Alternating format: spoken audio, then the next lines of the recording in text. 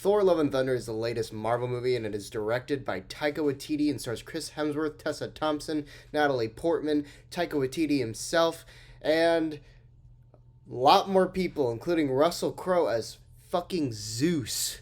That is some good casting right there.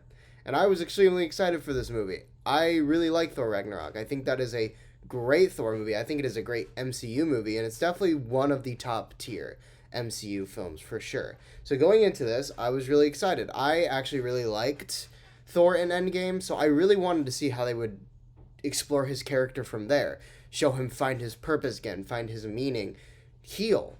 This movie is about healing and legacy and love, and I was just really excited to see what they were going to do because I had no clue. I didn't know if they were going to follow the Mighty Thor storyline. And I genuinely didn't know what they were going to do with Thor's character. Now that I've watched it, I gotta say, I think this is an improvement over Thor Ragnarok. Not only does this film maintain the same tone, but it also feels like a completely different movie that has a lot more character development. A problem I had with Thor Ragnarok is that sometimes the movie did feel a little too silly and it didn't take itself too seriously. It took away from the more emotional sequences from that movie. So, because it was bombarding you joke after joke after joke. And this movie does the same thing, but it does it in a way where it's a very good mix of heart and comedy. It never really feels like one is really taking over the other. Now, a lot of people are going to argue against that, but in my personal opinion, I think the balance of the heart and the comedy was very, very good. I think it was really there. Not only that, this is one of Marvel's darker movies. It goes a lot into finding your purpose, which is not really something that I would expect to see in a Marvel film. It's a deep concept, and they explore it very well in this film, as well as they did in Ragnarok. Both Ragnarok and Love and Thunder genuinely have some of the same themes, but they're different enough, and the themes are diverse enough, and the way the character develops is completely different than in Thor Ragnarok. So therefore, it keeps Thor as a character really intriguing, while also introducing some really amazing characters. Natalie Portman, what a fucking huge improvement. I really liked her character in this movie. I was not a fan of her in Thor or Thor the Dark World. I actually kind of fucking hated their relationship.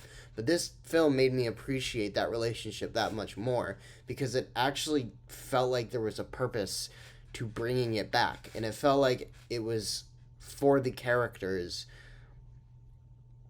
as much as it was for the story. And for that case, this film really works on an emotional standpoint and a character standpoint. This story is a much better story than in Ragnarok, and I feel like the characters progress a lot in this movie, which I did feel in Ragnarok, but I wish I had a little bit more of that.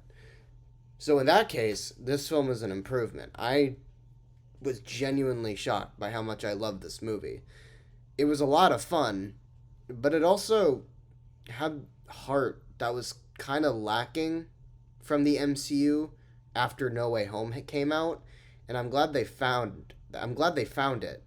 And another thing is I feel like this movie, it brings back the solo feel that I miss from the MCU, which means this movie doesn't really need to focus on setting up the universe or expanding the universe. It felt like a solo film. Its focus was on the characters, it was not on the universe itself.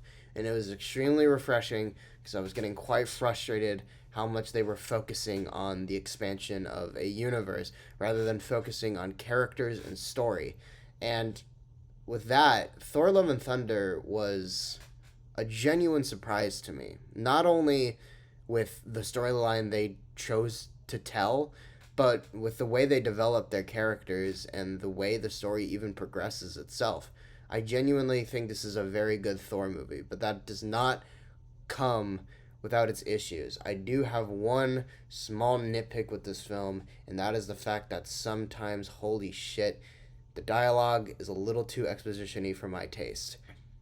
there's a narration in this movie by Korg. I'm not talking about that. There are scenes where the characters feel like they need to explain things to the audience. They feel like they have to explain things to other characters, and it doesn't feel it doesn't flow well. And again, that's a small nitpick. That's really only my only nitpick. I did enjoy the narration by Korg. I think it really did play into the themes of Thor's legacy. And for that reason, I actually felt like it was quite necessary. Also, one last thing, I totally forgot to mention him at the beginning of the video, but Christian Bale as Gore the God Butcher is so fucking good. He is probably my second favorite MCU villain, other than Thanos, but I'm not entirely sure. Maybe this will get better on second viewing. I'm seeing it again tomorrow night, but we will see. So, Thor Love and Thunder. Great film. I genuinely think this is one of the MCU's best films, and I don't know what else to say. This was great, a fun time at the movies, and I genuinely hope everyone who sees this enjoys it, because there are some people who are mixed, and I do understand why. But something you need to know going into this movie is that this is not Thor Ragnarok. This is a completely different film. Do not compare it to Thor Ragnarok.